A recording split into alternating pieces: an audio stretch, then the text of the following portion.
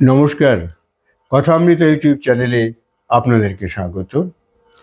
যদি আপনাকে এই মুহূর্তে বলা হয় যে আপনার জীবনে সবচাইতে গুরুত্বপূর্ণ, আদর্শ স্থানীয়, শ্রেষ্ঠ আপনার ৫ জন প্রিয়জনের নাম লিখুন, কথাটি শুনেই আপনি হয়তো ভাবতে শুরু করবেন বৈজ্ঞানিক, সাহিত্যিক, ডাক্তার, চিকিৎসক, এরকম বিভিন্ন ক্ষেত্রে আরও স্বনামধন্য ব্যক্তিদের কথা আপনার মনে হয়তো ঘুরপাক খাচ্ছে এবং আপনি ভাবছেনও।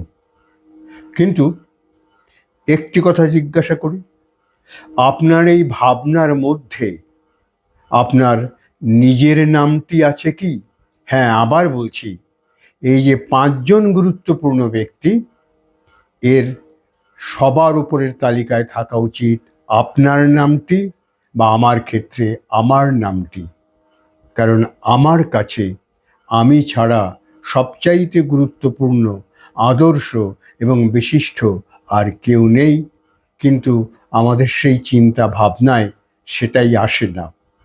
এটা আমাদের দোষ নয়। আমরা যখন ছোট থেকে বড় হয়েছি তখনও আমাদের আমি যে একটি ব্যক্তি, আমার যে ক্ষমতা আছে, আমার দ্বারা যে কিছু করা সম্ভব, এটা আমার পরিবেশ, সমাজ, অভিভাবক, বিদ্যালয় কেউ আমাকে শেখায়নি। বরং উল্টোটাই, তোর দ্বারা হবে না, তুই পারবি না, এত সহজ নয় এই কাজটা, অন্যকে দেখ ও কি সুন্দর পারছে। এভাবেই আমাদেরকে বড় হতে হয়েছে। এই পারবো না, আমি কিছুই না, এই কথা শুনে শুনে আমরা আজ এই জীবনের মধ্য জীবনে এসে দাঁড়িয়েছি। কাজেই এটা বড় একটা বিড়ম্বনার কারণ আমাদের কাছে। আর একটা জিনিস, যদি এখনো কাউকে বলা হয় যে আপনার লক্ষ্য কী, উদ্দেশ্য কী, আমরা কেউই কিন্তু বলতে পারবো না। সব অগোছালোভাবে কিছু উত্তর হবে, এই শরীরটা ভালো থাকলে ভালো, ছেলে মেয়ে চাকরি হলে ভালো।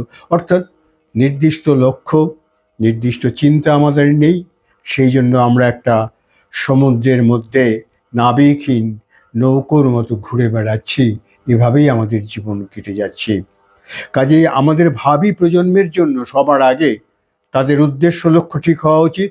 তারা যে সব পারবে এই বোধটা তাদের মধ্যে জাগিয়ে দেওয়া উচিত, এবং তারাই যে সব পারে, সোহম, তারাই সমস্ত শক্তির অধিকারী, এটা তাদের মধ্যে জাগ্রত করলে সবচাইতে বড় কাজ হবে। কাজেই এটাই আমাদের করা উচিত। নমস্কার, ভালো থাকবেন, ভালো রাখবেন।